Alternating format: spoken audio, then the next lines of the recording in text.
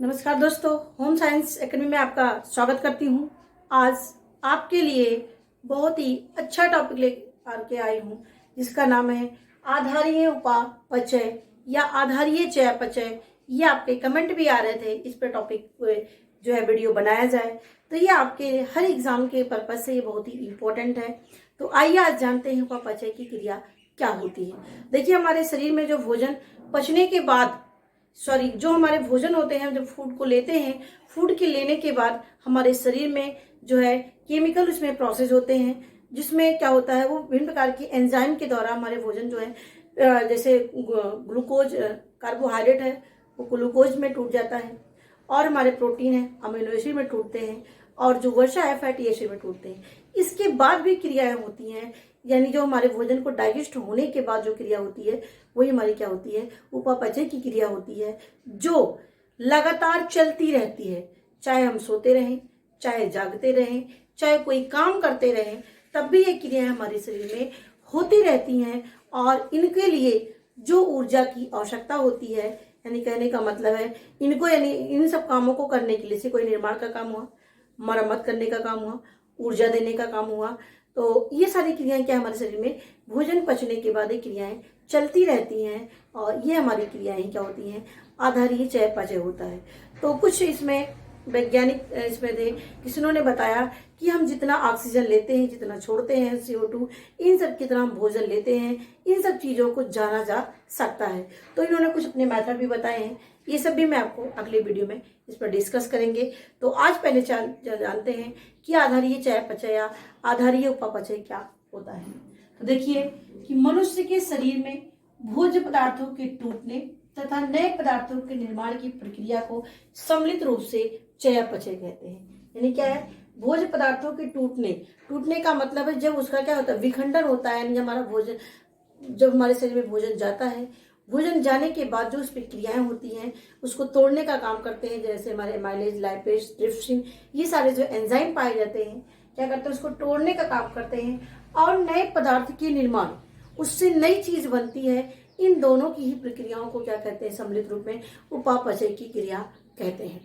अब देखते हैं जो हमारा ये चयापचय या उपापचय जिसको बोलते हैं, ये मेटाबॉलिज्म की दो प्रक्रियाएं होती हैं। देखिए, इसको हम बोलते हैं चयापचय को अंग्रेजी में एक शब्द में मेटाबॉलिज्म। क्या होता है, मेटाबॉलिज्म। याद रखना, हिंदी में ना समझ आए तो इंग्लिश इसका याद रखिएगा, इसको क्या बोलते हैं, मेटाबॉलिज्म। अब देखिए, जो मेटाबॉलिज्म होता है ये दो प्रकार की क्रियाएं होती है। बहुत इंपॉर्टेंट पॉइंट मैं यहाँ पर बता रही हूँ कि मेटाबॉलिज्म की दो क्रियाएं होती हैं। क्या क्या है, अपचय और उपचय। क्या है, अपचय और उपचय। अब देखिए, जो अपचय होता है उसको क्या बोलते हैं, कैटाबॉलिज्म, और जो उपचय होता है इसे हम एनाबॉलिज्म कहते हैं। क्या बोलते हैं, एनाबॉलिज्म कहते हैं। अब देखिए, जो अपचय होता है, अपचय की क्रिया किसे कहते हैं, जब शरीर में भोज्य पदार्थों के टूटने और उनके विभक्त होने की क्रिया, यानी उसको अलग अलग चीजों में टूटने की क्रिया को क्या कहते हैं, अपचय कहते हैं। अब इसमें क्या होता है, ये मुख्य रूप से जो अपचय की क्रिया होती है वो क्या होता है, देखिए जो वृद्धावस्था में होते हैं, क्या उनकी चीजों में देखो निर्माण तो होता नहीं है, यानी जैसे जो शैशवावस्था में बच्चे होते हैं, किशोरावस्था हैं, उनके शरीर में निर्माण काम ज्यादा होते हैं, निर्माण की क्रियाएं ज्यादा चलती हैं, जैसे ग्लूकोज का निर्माण होना और रक्त का निर्माण होना, मांसपेशियों का बनना, रक्त का बनना, ये सारी क्रियाएं जो है शरीर में होती रहती हैं। तो ये निर्माण के कार्य हैं। इसमें क्या होता है, इसमें टूटने और विभक्त होने की क्रिया इसमें होती है, किसमें, अपचय में, जिसको हम कैटाबोलिज्म कहते हैं। और ये जो अपचय की क्रिया सबसे ज्यादा जो है किसमें पाई जाती है, वृद्धावस्था में पाई जाती है। अब जो एनाबॉलिज्म होता है जिसको हम उपचय कहते हैं, इसमें क्या होता है कि शरीर में निर्माण की क्रियाओं का, यानी जो निर्माण कार्य होते हैं इस एनाबॉलिज्म में होते हैं। एनाबॉलिज्म में निर्माण के कार्य और कैटाबॉलिज्म में टूटने विभक्त होने के कार्य होते हैं। जो कैटाबॉलिज्म होता है ये वृद्धावस्था में ज्यादा पाया जाता है, और जो एनाबॉलिज्म होता है शैशवावस्था में, ये जो निर्माण वृद्धि करने वाले बच्चे होते हैं किशोरावस्था में, ये ज्यादा मात्रा में पाए जाते हैं। तो अब एक चीज और आता है कि प्रौढ़ावस्था में कौन सी क्रिया पाई जाती है, उपचय और अपचय। देखिए, जो प्रौढ़ावस्था स्टेज होती है उसमें अपचय और उपचय दोनों बराबर होते हैं। क्या होते हैं, दोनों बराबर होते हैं। इन तीनों बातों को याद रखना, अपचय और उपचय जो है किसमें, प्रौढ़ावस्था में बराबर होते हैं। जबकि जो वृद्धावस्था में अपचय होता है और शैशवावस्था किशोरावस्था में उपचय यानी एनाबॉलिज्म की क्रिया होती है। अब आते हैं इतिहास, इसके कुछ पॉइंट पे हमने लिया है।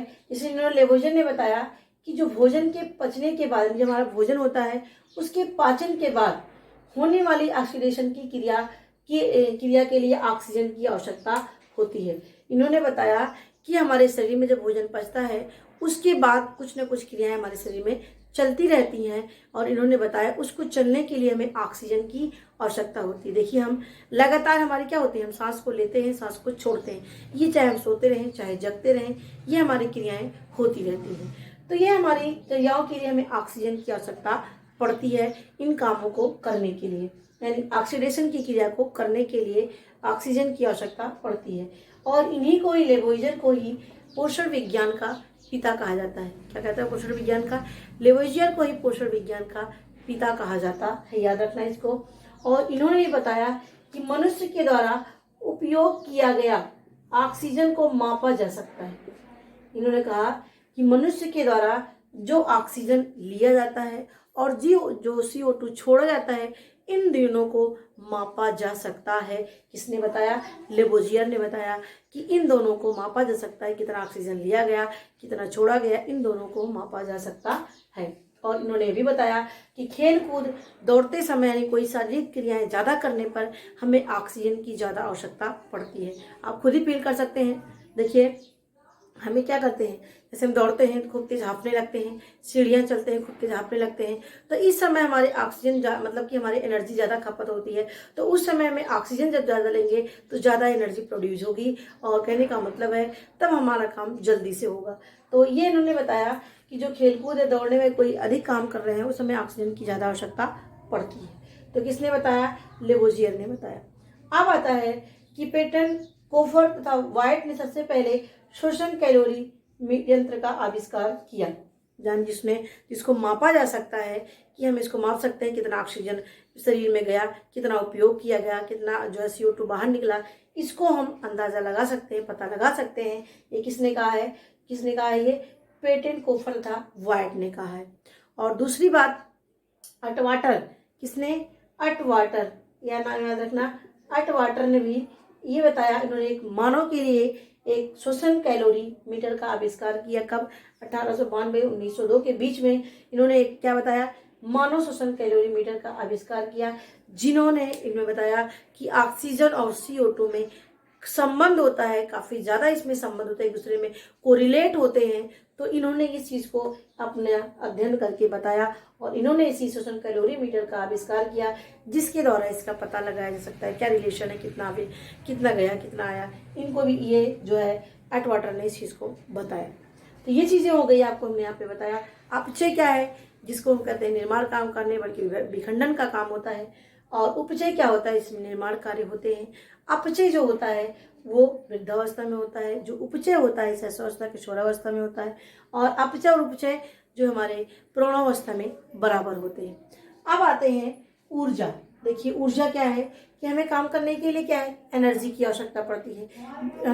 बिना हमें एनर्जी के हम अपने काम को नहीं कर सकते।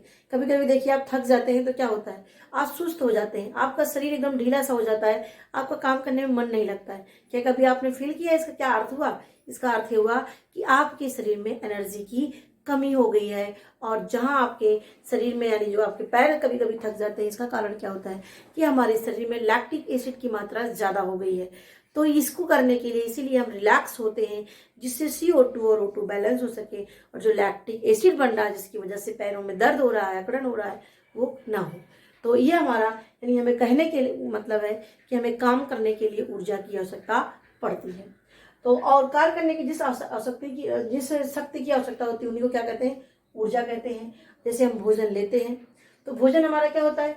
ये रासायनिक ऊर्जा से हमारे शरीर में जाने के बाद वो यांत्रिक ऊर्जा में बदल जाता है। कैसे? जैसे भोजन लिया हमने, रासायनिक ऊर्जा क्या है? इसमें हमारे जो एंजाइम होते हैं उस पर क्रिया करते हैं। और उसमें केमिकल क्या है, हमारे रासायनिक यानी जो तत्व पाए जाते हैं हमारे, जैसे जो एंजाइम पाए जाते हैं रासायनिक तत्व में, इनमें क्या करते हैं ये उस पर क्रिया करते हैं। क्रिया करने के बाद जो भोजन हमारा ठोस के रूप में होते हैं उसको हमारे कह सकते हैं लिक्विड फॉर्म में चेंज कर देते हैं, यानी हमारे ब्लड के रूप में फॉर्म में चेंज कर देते हैं, प्रोटीन विटामिन मिनरल्स इसमें कन्वर्ट कर देते हैं। और फिर वो क्या करते हैं, वो यांत्रिक ऊर्जा में बदल देते हैं। अब यांत्रिक ऊर्जा का मतलब है कि हमें काम करने के लिए ऊर्जा देते हैं, हमारे शरीर का निर्माण करते हैं, मरम्मत करने का काम करते हैं।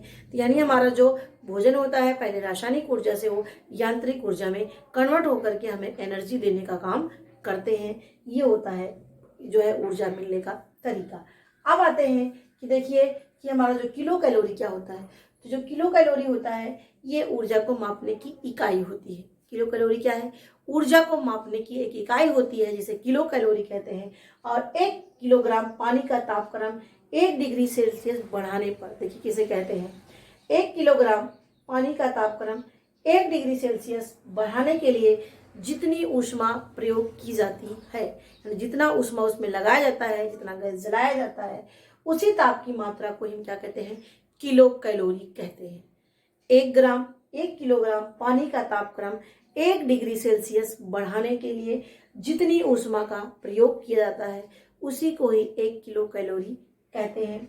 और इसे पोषण विज्ञान में किलो कैलोरी इस तरह देखिए हम लोग लिखते भी हैं, तो पोषण विज्ञान में से किलो कैलोरी भी कहते हैं। और 1 किलो कैलोरी बराबर जूल में क्या होता है, 1 किलो कैलोरी बराबर 4.184 जूल होता है।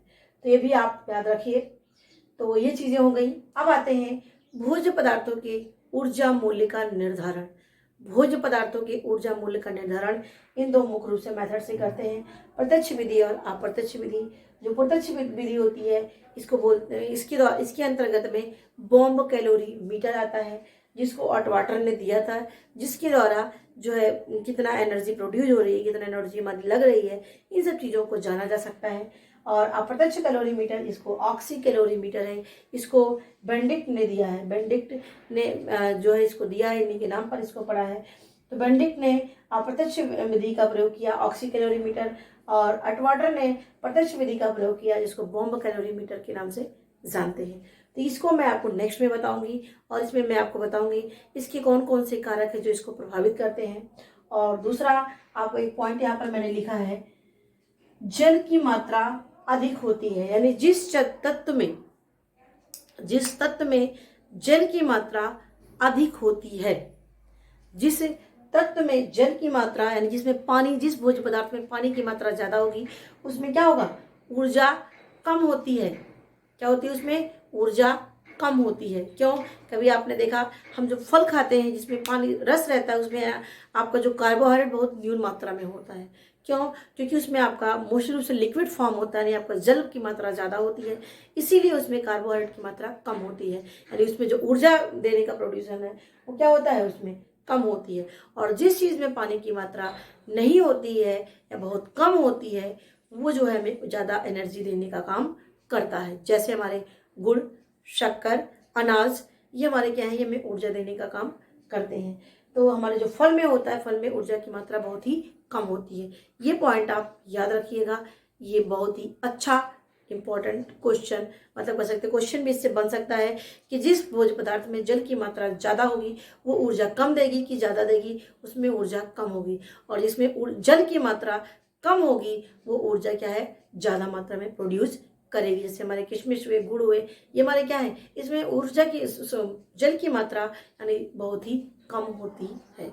ये इसके हो गए, मैंने आपको पढ़ाया कि एनाबॉलिज्म क्या है, कैटाबॉलिज्म क्या है, और किसमें इसको पोषण विज्ञान का जन्मदाता किसे माना जाता है। और इसके बाद ऊर्जा क्या है, हमारा रासायनिक ऊर्जा से यांत्रिक ऊर्जा में परिवर्तन होता है। कौन कौन से तत्व जो ऊर्जा मूल्य का निर्धारण करते हैं, प्रत्यक्ष विधि और अप्रत्यक्ष विधि के द्वारा ऊर्जा मूल्य का निर्धारण किया जाता है। और इसमें मैं आपके लिए लेकर के आऊँगी कि कौन कौन से कारक हैं जो बेसल मेटाबॉलिज्म को प्रभावित करते हैं। और आपके लिए एक क्वेश्चन है, 1 डिग्री सेल्सियस इस तापमान को बढ़ाते हैं तो कितना बेसल मेटाबॉलिज्म में बढ़ोतरी होती है। ये क्वेश्चन आपके आए हैं, फिर से सुनिए। 1 डिग्री यदि सेल्सियस हमारे शरीर का तापमान बढ़ता है तो कितना जो है बेसल मेटाबॉलिज्म रेट बढ़ जाता है, यानी बीएमआर की मात्रा कितना ज़्यादा हो जाता है। 1 डिग्री सेल्सियस बढ़ाने पर कितना जो है बेसल मेटाबॉलिक रेट बढ़ जाता है, इसका आंसर हमें कमेंट बॉक्स में लिख करके देंगे। और मेरी वीडियो देखने के लिए आपको बहुत बहुत धन्यवाद, और इसको लाइक और शेयर करना ना भूलें, और कमेंट में उत्तर इसका ज़रूर से ज़रूर दीजिएगा। और ये पहली वीडियो मेरी आप देख रहे हो तो इस चैनल को आप अवश्य ही सब्सक्राइब कर लीजिए। चाहे आप होम साइंस संबंधी किसी भी टीचिंग संबंधी तैयारी कर रहे हो तो इस चैनल से आपको निश्चित ही मदद मिलेगी, क्योंकि मैं ऑल ओवर लेकर के चलती हूँ। तो मेरी वीडियो देखने के लिए आपको फिर से एक बार धन्यवाद।